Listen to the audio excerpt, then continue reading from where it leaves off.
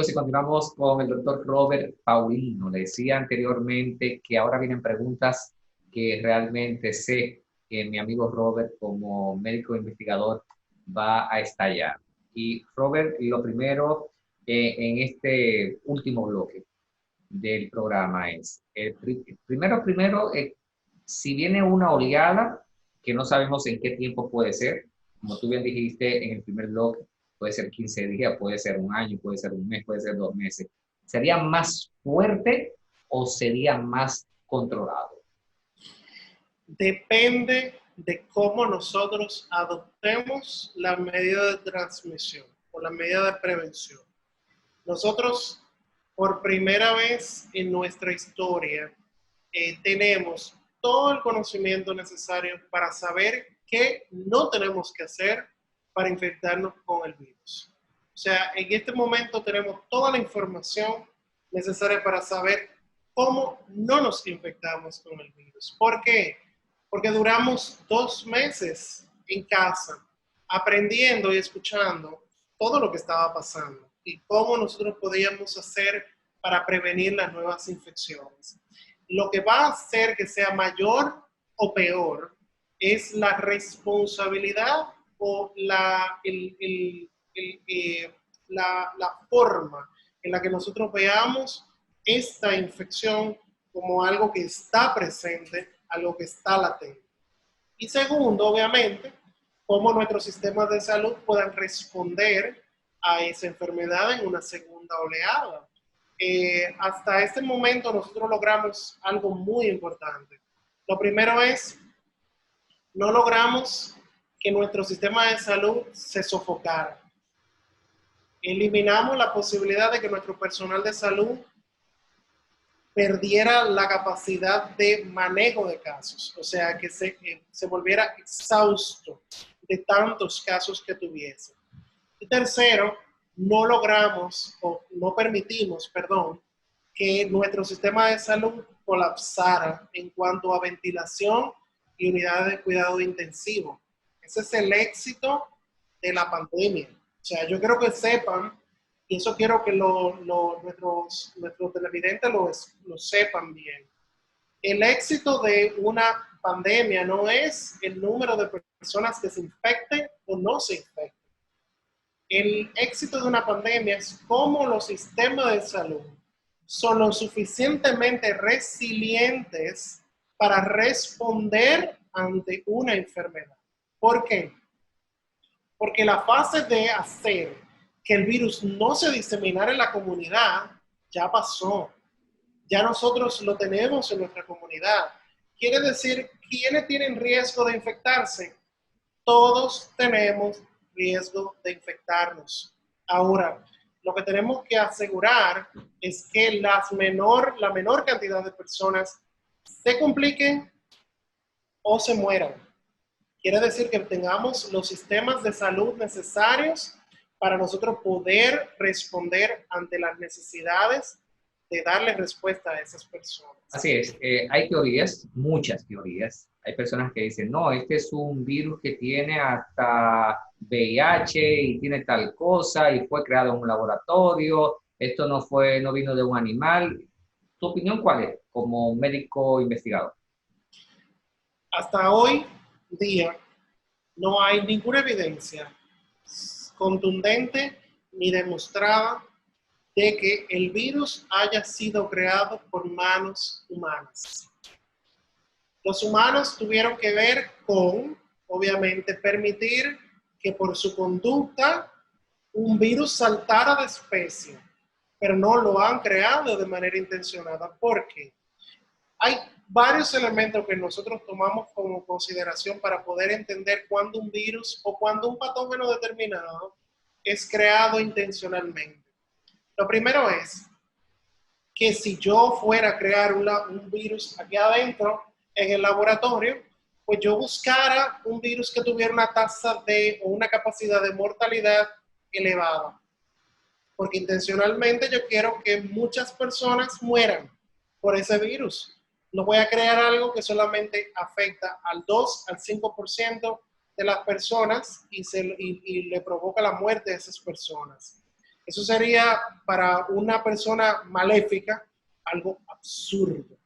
Segundo, es que la estructura molecular del virus, su genoma entero, tiene alteraciones puntuales, secuencias o alteraciones de letra, que lo mencionaba en la primera sección de este programa, tiene alteraciones puntuales de cada una de esas bases que ocurren de manera natural, que son seleccionadas de manera natural. La selección natural, que fue descrita por Charles Darwin hace 200 años, sigue funcionando todavía en los organismos. Y eso incluye a los virus también. O sea, su tasa de reproducción hace que ocurran cambios. Inclusive, hemos aprendido que cuando exponemos a un virus o a una bacteria a un medicamento determinado, aumentamos la posibilidad de que mute y que cambie. ¿Por qué? Porque la selección natural está tratando de eliminarlo y él va a cambiar para adecuarse. Adaptación natural. Y lo tercero es que nosotros podemos encontrar un mapa de dónde provienen cada una de las partes de ese virus. Hoy sabemos que es un coronavirus zoonótico que probablemente estuvo primero con un reservorio mamífero, probablemente un murciélago, que ese virus pudo haber estado en contacto con el pangolín, que es un animal endémico de Asia del Sur, y que probablemente en algún punto ese pangolín se interpuso, se interconectó con algún animal que era de parte doméstica o que se ingería de forma doméstica en algunas comunidades de China. Significa que pasó por todo el proceso de salto viral, que eso ya está descrito con el ébola, con Zika, con el dengue, con el VIH. El VIH es el mejor ejemplo de una infección zoonótica, que inicialmente era un virus que afectaba a los chimpancés, a los gorilas, y que luego se adecuó a una nueva especie. ¿Por qué los virus hacen eso? Por una sencilla razón: sobrevivencia. Yo necesito reproducirme y necesito un huésped, un hospedero que me permita multiplicarme. Al yo seleccionar un hospedero como el ser humano que toma aviones, que se monta en un barco, que se mueve en todos los lugares geográficos del mundo, eso permite a ese virus poder llegar a tener la capacidad de dispersar su material genético en muchos lugares. Nos preguntásemos cuál es el objetivo de los virus, no lo sabemos. Algunos interactúan con nosotros, inclusive hasta son parte de nosotros como nuestro organismo. Hay otros que nos hacen daño. Hay otros que simple y llanamente viven con nosotros y más nada. Así que definitivamente no sabemos cuál es el origen y la razón por la cual microbios como este, que no se pueden considerar como organismos vivos, viven con nosotros. O sea, nos usan a nosotros para nosotros multiplicarnos. La teoría conspiranoica de que este virus fue creado y que fue China para acabar con la economía de los Estados Unidos y que fue China para destruir la economía y entonces ellos convertirse en los dueños del mundo, es absurdo. Desde el punto de vista científico es absurdo. ¿Por qué razón China respondió y tuvo menos casos de mortalidad que lo que tuvo Europa y que lo que está teniendo Estados Unidos? Porque se preparó epidemiológicamente hablando a tiempo para responder a un patógeno emergente. Que por eso hay más muerte en otros países porque no estaban preparados. Por supuesto, la tasa virulenta con la que atacó a Europa no fue diferente a la de China. Fue porque a Europa se le dijo 2 meses antes que iban a tener un virus nuevo circulando y no se prepararon para responder. Yo tengo una pregunta. Entonces, ¿por qué en Haití hay tan pocos casos comparados, por ejemplo, con otros países, porque cuando se hablaba en inicio del COVID-19, decíamos, y es verdad, mucha gente decía, ojalá esto no llegue aquí, porque sumado República Dominicana con Haití sería una bomba. Pero sin embargo, los números reportados por Haití no son tan elevados comparados, por ejemplo, con nosotros o comparados con otros países. ¿Es porque no se están registrando o por qué? Hay tal vez algunas cosas que ocurrieron en Haití y tal vez otros fenómenos sociales que han ocurrido en Haití. Lo primero es que una vez que se reportaron los primeros casos en Latinoamérica y en República Dominicana, Haití cerró su frontera completamente, tanto aérea como terrestre. Y muchos nacionales haitianos que vivían en República Dominicana se fueron hacia Haití. De hecho, hay notas de prensa en el que se presentaba Cantidad la enorme de migración ciudadanos haitianos. inversa hacia Haití, corriéndole a los casos que ya en República Dominicana estaban reportándose.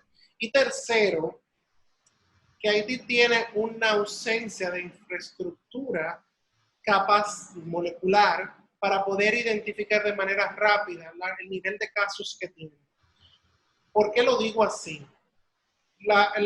El informe epidemiológico de coronavirus en Haití solamente hace un reporte de aproximadamente 370, 380 casos, pero tiene un número de sospechosos de cerca de 4.000. Correcto. Significa que eso se multiplica 150 veces más de los que están confirmados. Significa que si confirmamos esos 4.000 que tenemos, que sospechamos que son, más el 80% de personas que son asintomáticos, probablemente Haití tenga el número de personas que nosotros tenemos y tal vez más. ¿Qué pasa también? Y ese es el cuarto elemento de considerar con el fenómeno de Haití, es que la pirámide etaria de Haití es completamente distinta a la de República Dominicana. La pirámide etaria es el número de personas en diferentes rangos de edad. La República Dominicana tiene una pirámide etaria que es casi perfectamente piramidal. Menos niños pequeños, una pirámide que va ensanchando en las personas jóvenes y una pirámide que va anchándose en las personas adultas. Es decir, que nuestra expectativa de vida permite que haya una gran población de personas envejecientes. Nuestra expectativa de vida hoy día ronda entre los 75 y 76 años. Significa que nosotros tenemos una población muy grande de personas que son mayores de 60 años, que son los que mayor riesgo tienen a morir por el COVID, ¿no? En Haití es contraria. En Haití la pirámide etaria es más ancha en los niños, se va anchando más en la población más joven, pero va estrechándose en las personas envejecientes. ¿Por qué? Porque la expectativa de vida de Haití es diferente a la de la República Dominicana. La expectativa de vida en Haití ronda entre los 69 y 71 años. Significa que hay menos personas que están en el rango de edad que tienen mayor riesgo a poder infectar o a tener complicaciones relacionadas con el COVID.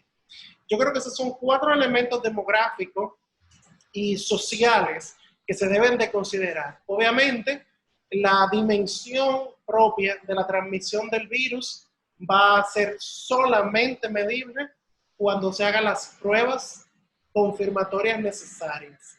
Y en eso ya, obviamente, habría que dejarlo como puntos a identificar en el futuro. Claro, en cadenas internacionales en los inicios del virus, inclusive en un momento dijeron que en la raza negra era mucho menos agresivo el COVID-19 y pienso que quedaría esto en las teorías, como tú dijiste en principio, que fueron inventos, ¿no? Así es, así es. No hay nada que pueda demostrar hoy día que el tipo de conformación de haplogrupos étnicos esté relacionado con la protección, porque en Estados Unidos, por ejemplo, la mayoría de las personas que han fallecido son afrodescendientes. Así es, así Por es. lo tanto, no coincide esa, Así es. esa conclusión.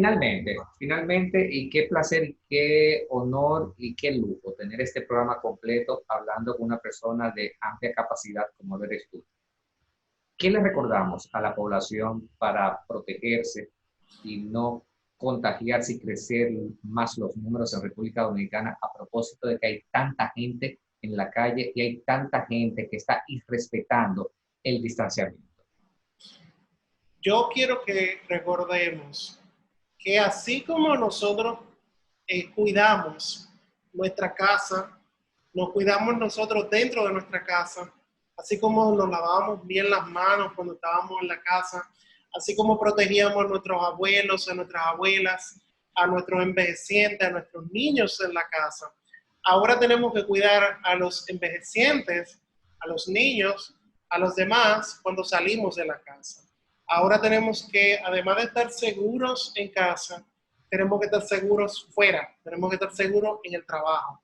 No podemos bajar la guardia. Tenemos que entender que esto no vino para desaparecerse ahora y que nosotros tenemos que aprender a vivir con el COVID por ahora y que tenemos que hacerlo parte de nuestro día a día. A mí me preguntaban que entonces no debo de, si yo voy a salir a caminar, no debo de ponerme una mascarilla porque yo voy a ir caminando, nadie se me va a acercar. Entonces yo le decía, a ver, si tú vas caminando solo, sola, sin tu mascarilla, está perfecto porque no se ha demostrado científicamente que el virus está en el aire.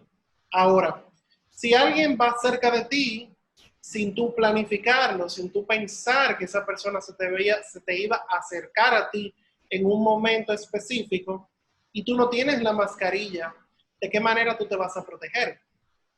Entonces, esa es lo que le quiero llegar a las personas.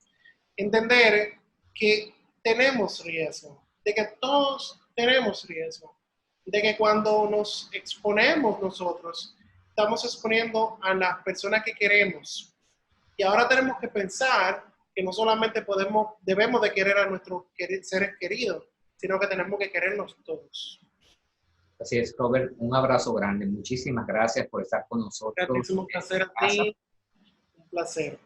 Y sobre todo compartir informaciones interesantes y sobre todo informaciones con veracidad por parte de un gran profesional como eres tú. Un fuerte abrazo, a quedarse en casa, Robert, y sobre todo, bueno, a quedarte en casa y a cuidar a nuestra gente en República Dominicana, porque sé que es parte de todo lo que también haces a diario para nuestro país. Eres uno de los grandes héroes de República Dominicana. Gracias, Robert. Gracias a ustedes por la sintonía. Nos vemos en la próxima entrega con más de Manuel Guerra. Quédate en casa y a cuidarnos.